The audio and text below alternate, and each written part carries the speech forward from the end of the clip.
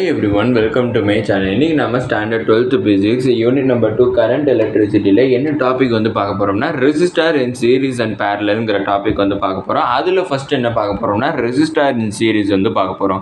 அதுக்கு முன்னாடி பார்த்தோம்னா நம்ம யூனிட் நம்பர் 1லேயே நம்ம எலக்ட்ரோஸ்டாட்டிக்ஸ்லேயே வந்து பார்த்துருப்போம். ஒரு கெப்பாசிட்டரை வந்து சீரீஸாக வந்து நம்ம அலைன் பண்ணோம்னா அதுக்கு வந்து அதோடைய டோட்டல் ஈக்குவலன்ட் கெப்பாசிட்டன்ஸ் வந்து என்னவா இருக்குங்கிறத பார்த்துருந்தோம். அதுக்கப்புறம் அதோடைய பேரலல் கனெக்ஷன், அதாவது கெப்பாசிட்டரை பேரலாக வந்து கனெக்ட் பண்ணியிருந்தோம்னா அப்போ அதோட ஈக்குவலண்ட் கெப்பாசிட்டன்ஸ் வந்து என்னவா இருக்குங்கிறத நம்ம பார்த்துருந்தோம். இப்போ வந்து கெப்பாசிட்டன்ஸை யூஸ் பண்ணி அது நம்ம சாப்டர் நம்பர் 1ல் வந்து பார்த்தோம். இப்போ ரெசிஸ்டாரை யூஸ் பண்ணி நம்ம சாப்டர் நம்பர் 2ல் வந்து பார்க்க போகிறோம். சாப்டர் நம்பர் 2ல் ஃபுல்லாமே வந்து நம்ம எலக்ட்ரிக் கரண்ட்டை வந்து பேஸ் பண்ணி பார்த்துட்டு இருக்கோம். யூனிட் நம்பர் 1ல் என்ன பார்த்தோம்னா எலக்ட்ரோஸ்டாட்டிக்ஸ், அதாவது எலக்ட்ரான்ஸ் அந்த சார்ஜஸ் வந்து பேஸ் பண்ணி பார்த்துட்டு இருந்தோம். இப்போ வந்து ரெசிஸ்டாருங்கிறது பார்த்தோம்னா என்னென்னு ஒரு டிவைஸ், அதை வந்து கரண்ட்டை வந்து ரெசிஸ்ட் பண்ணோம். அந்த டிவைஸ் தான் வந்து நம்ம ரெசிஸ்டார்னு சொல்லுவோம். இப்போ அந்த ரெசிஸ்டாரை வந்து 3 ரெசிஸ்டார்ஸை வந்து சீரீஸில் வந்து கனெக்ட் பண்ணியிருக்காங்க. சீரீஸில் கனெக்ட் பண்ணியிருக்காங்கிறப்ப அதை 1/1 வந்து கனெக்ட் பண்ணியிருக்காங்கன்னு அர்த்தம். அப்படி 1/1 வந்து கனெக்ட் பண்ணியிருக்கிறப்ப எதோட கனெக்ட் பண்ணியிருக்காங்க பார்த்தோம்னா ஒரு பேட்டரியோட கனெக்ட் பண்ணியிருக்காங்க. அந்த பேட்டரியோடைய பொட்டன்ஷியல் டிஃப்ரென்ஸ் வந்து என்னென்னு பார்த்தோம்னா அதை வீன்னு டினோட் பண்ணியிருக்காங்க. இப்போ அதில் ஃப்ளோ ஆகக்கூடிய கரண்ட் வந்து பார்த்தோம்னா எனக்கு சேமாக தான் இருக்கும். ஏன்னு பார்த்தோன்னா எனக்கு 1/1 தான் வந்து எனக்கு ரெசிஸ்டார் வந்து அலைன் ஆகிருக்கு.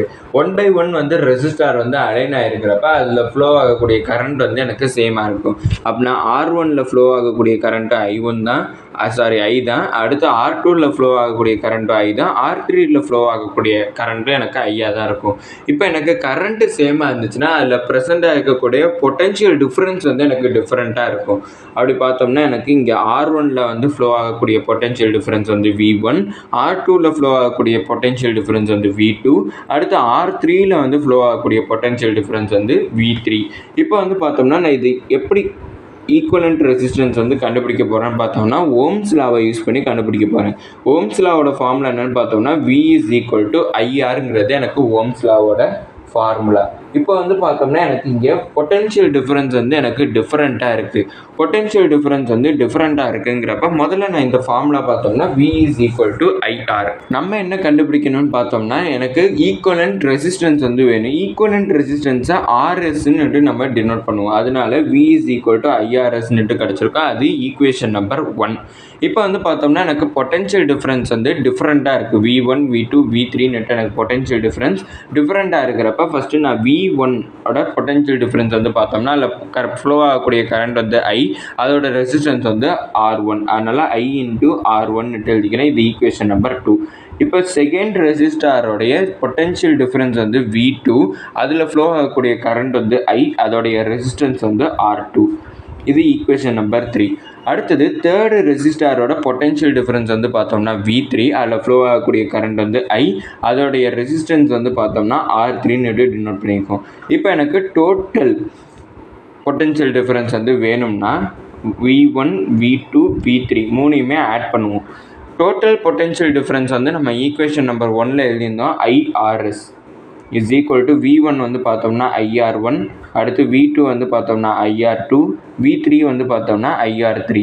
இப்போ இதில் மூணுலையுமே எனக்கு I வந்து காமனாக இருக்குது. அதனால ஒரு ஐயை காமனாக எடுத்துடுறேன். அப்படின்னா IRS = I × R1 + R2 + R3 அப்படின்னுட்டு கிடச்சிருக்கு. இப்போ ஐயும் எனக்கு கேன்சல் ஆயிரும். மீதி RS = R1 + R2 + R3ன்னுட்டு கிடச்சிருக்கு. அப்படின்னா எனக்கு ஈக்குவலண்ட் ரெசிஸ்டன்ஸ் வந்து என்ன கிடச்சிருக்குன்னு பார்த்தோம்னா 3 ரெசிஸ்டாருடைய ரெசிஸ்டன்ஸ் ஆட் பண்ணால் போதும்.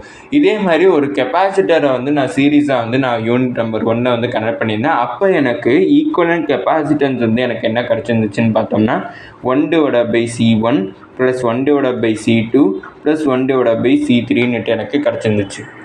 இப்போ ஒரு ரெசிஸ்டாரை வந்து நம்ம சீரீஸில் கனெக்ட் பண்ணியிருந்தோம்னா என்னன்னுட்டு கண்டுபிடிச்சிருந்தோம். அதோடைய ரெசிஸ்டன்ஸை வந்து நம்ம ஆட் பண்ணால் போதும். அதே கெப்பாசிட்டன்ஸையும் வந்து நம்ம கம்பேர் பண்ணி பார்த்தோம். அப்படின்னா அதை ரெசிப்ரோக்கல் எடுத்து ஆட் பண்ணால் போதுங்கிறது. அது வந்து பார்த்தோம்னா கெப்பாசிட்டன்ஸ். அதை இப்போதைக்கு உள்ளே நுழைக்காதீங்க.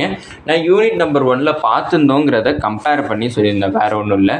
இப்போ நான் ஒரு ரெசிஸ்டாரை நான் பேரலாக வந்து கனெக்ட் பண்ணுறேன். அப்படி பேரலாக வந்து கனெக்ட் பண்ணுறப்ப எனக்கு ஈக்குவலண்ட் ரெசிஸ்டன்ஸ் வந்து என்னவாக இருக்குங்கிறத கண்டுபிடிக்கணும். இப்போ வந்து பார்த்தோம்னா எனக்கு பொட்டன்ஷியல் டிஃப்ரென்ஸ் வந்து Vன்னு கன்சிடர் பண்ணிக்கிறோம். அதோடைய ஃபஸ்ட்டு ரெசிஸ்டாரோடைய ரெசிஸ்டன்ஸ் வந்து பார்த்தோம்னா R1, செகண்ட் ரெசிஸ்டாரோட ரெசிஸ்டன்ஸ் வந்து R2, அடுத்து தேர்ட் ரெசிஸ்டாரோட ரெசிஸ்டன்ஸ் வந்து எனக்கு R3ன்னுட்டு கிடச்சிருக்கும். இப்போ வந்து பார்த்தோம்னா இல்லை எனக்கு ஃப்ளோ ஆகக்கூடிய பொட்டென்ஷியல் டிஃப்ரென்ஸ் வந்து பார்த்தோம்னா எனக்கு சேமாக தான் இருக்கும். V1லேயும் எனக்கு R1லேயும் எனக்கு V தான், R2லேயும் V தான், எனக்கு R3லேயும் V தான். ஆனால் அதில் ஃப்ளோ ஆகக்கூடிய கரண்ட் வந்து பார்த்தோம்னா எனக்கு டிஃப்ரெண்ட்டாக இருக்கும். அப்படின்னா எனக்கு R1ல் வந்து எனக்கு வந்து பார்த்தோம்னா ஃபஸ்ட்டு ரெசிஸ்டாரில் வந்து எனக்கு I1ங்கிற கரண்ட் ஃப்ளோ ஆகும், செகண்ட் ரெசிஸ்டாரில் I2ங்கிற கரண்ட் ஃப்ளோ ஆகும், தேர்ட் ரெசிஸ்டாரில் I3ங்கிற கரண்ட் வந்து எனக்கு ஃப்ளோ ஆகிருக்கும்.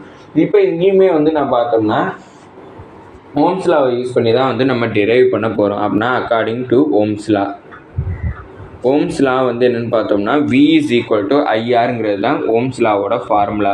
இப்போ வந்து பார்த்தோம்னா எனக்கு பொட்டென்ஷியல் டிஃப்ரென்ஸ் வந்து இல்லை எனக்கு சேமாக இருக்குது. நம்ம எதை யூஸ் பண்ணி கண்டுபிடிக்க போகிறோம்னு பார்த்தோம்னா கரண்ட்டை யூஸ் பண்ணி தான் கண்டுபிடிக்க போகிறோம். அப்படின்னா இந்த ஆரை நான் இங்கிட்டு ட்ரான்ஸ்லேட் பண்ணிடுறேன். ட்ரான்ஸ்லேட் பண்ணனா எனக்கு என்ன கிடைக்கும்னா I is equal to V/Rன்ட்டு கிடைக்கும்.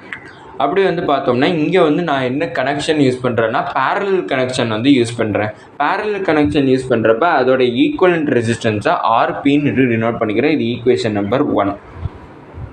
இப்போ ஃபஸ்ட்டு ரெசிஸ்டாரில் ஃப்ளோ ஆகக்கூடிய கரண்ட் வந்து பார்த்தோம்னா I1. அதனால் I1 is equal to அதோட பொட்டென்ஷியல் டிஃபரன்ஸ் வந்து V தான். ஆனால் அதில் அந்த ரெசிஸ்டாரோடைய ரெசிஸ்டன்ஸ் வந்து பார்த்தோம்னா R1. இதை ஈக்குவேஷன் நம்பர் 2ன்னு எடுத்துக்கிறேன். அடுத்து வந்து பார்த்தோம்னா செகண்ட் ரெசிஸ்டாரில் ஃப்ளோ ஆகக்கூடிய கரண்ட் வந்து பார்த்தோம்னா I2. அதோட பொட்டென்ஷியல் டிஃபரன்ஸ் வந்து V தான். ஆனால் அதில் ஃப்ளோ ஆகக்கூடிய ரெசிஸ்டன்ஸ் வந்து பார்த்தோம்னா எனக்கு R2. இது வந்து ஈக்குவேஷன் நம்பர் 3 கன்சிடர் பண்ணிக்கிறேன். அடுத்தது தேர்டு ரெசிஸ்டாரில் ஃப்ளோ ஆகக்கூடிய கரண்ட் வந்து பார்த்தோம்னா I3. அதோட பொட்டென்ஷியல் டிஃபரன்ஸ் வந்து V. அதோடைய ரெசிஸ்டன்ஸ் வந்து எவ்வளோன்னு பார்த்தோம்னா R3ன்னு கன்சிடர் பண்ணியிருந்தோம். இப்போ வந்து பார்த்தோம்னா நான் டோட்டல் கரண்ட் வந்து கண்டுபிடிக்கிறதுக்கு I1, I2, I3 மூணையுமே ஆட் பண்ணிக்கிறேன். டோட்டல் கரண்ட்டை வந்து நான் என்ன கன்சிடர் பண்ணியிருந்தேன்னா V/RPன்னுட்டு கன்சிடர் பண்ணியிருந்தேன். அதை சப்ஸ்டிட்யூட் பண்ணிக்கிறேன் V/RP. அப்படின்னா I1 வந்து பார்த்தோம்னா V/R1, I2 வந்து V/R2, I3யோட வேல்யூ V/R3. அப்படின்னா Vயை நான் எல்லாத்துலேயுமே காமனாக எடுத்துடுறேன். Vயை காமனாக எடுத்துட்டேன்னா எனக்கு 1/R1 + 1/R2 + 1/R3 அப்படின்னுட்டு எனக்கு கிடச்சிருக்கு. இப்போ V வந்து எனக்கு கேன்சல் ஆகிடும். மீதி என்ன இருக்குதுன்னு பார்த்தோம்னா 1/RP is equal to 1/R1 + 1/R2 + 1/R3 அப்படின்னுட்டு எனக்கு கிடச்சிருக்கு. இப்போனா எனக்கு ஒரு பேரலல் கனெக்ஷனில் வந்து ரெசிஸ்டார் வந்து கனெக்ட் ஆகிருந்துச்சுன்னா அதோட ஈக்குவலண்ட் ரெசிஸ்டன்ஸ் வந்து கண்டுபிடிக்கணும்னா அதை ரெசிப்ரோக்கல் எடுத்து ஆட் பண்ணால் முடிஞ்சிச்சுங்க.